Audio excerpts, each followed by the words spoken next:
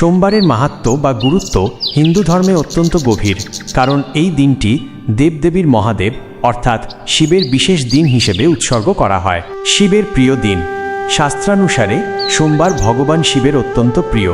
ভক্তরা বিশ্বাস করেন যে এই দিনে শিবের আরাধনা করলে তিনি দ্রুত সন্তুষ্ট হন। সোমবার শব্দের অর্থ সোম বা চন্দ্রের বার। ভগবান শিব নিজের মাথায় চন্দ্রকে ধারণ করেন, চন্দ্রশেখর, তাই এই দিনটি তার জন্য বিশেষভাবে পবিত্র। চন্দ্রদেবের আশীর্বাদ।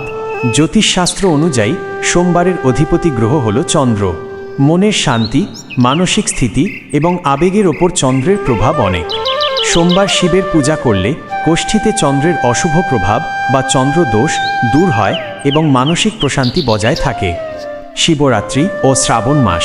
প্রতি সপ্তাহের সোমবারই গুরুত্বপূর্ণ, তবে শ্রাবণ মাসের সোমবার, শ্রাবণ সোমবার, হিন্দু ধর্মাবলম্বীদের কাছে সবচেয়ে বেশি তাৎপর্যপূর্ণ। এই সময় শিবলিঙ্গে জল ও বেলপাতা অর্পণ করলে সারা বছরের পুণ্য লাভ হয় বলে বিশ্বাস করা হয়। সোমবারের ব্রত। 16 সোমবার। অনেকে মনস্কামনা পূরণের জন্য 16 সোমবারের ব্রত পালন করেন। বিশেষ করে সুযোগ্য জীবনসঙ্গী পাওয়ার জন্য অবিবাহিত মেয়েরা এই ব্রত রাখেন। পারিবারিক সুখ শান্তি এবং দীর্ঘায়ু কামনায় বিবাহিত নারীরা এই পূজা করেন। যে কোনো কঠিন বাধা বা রোগ থেকে মুক্তি পেতে এই ব্রত অত্যন্ত ফলদায়ক। পূজার নিয়ম ও বিধান। সোমবার শিবের আরাধনার কিছু বিশেষ দিক রয়েছে। শিবলিঙ্গে জলাভিষেক, গঙ্গা জল বা পরিষ্কার জল দিয়ে শিবের অভিষেক করা হয়। বেলপাতা। মহাদেব বেলপাতায় সবচেয়ে বেশি সন্তুষ্ট হন। 3টি পাতাযুক্ত নিখুঁত বেলপাতা অর্পণ করা শ্রেষ্ঠ। সাদা রং।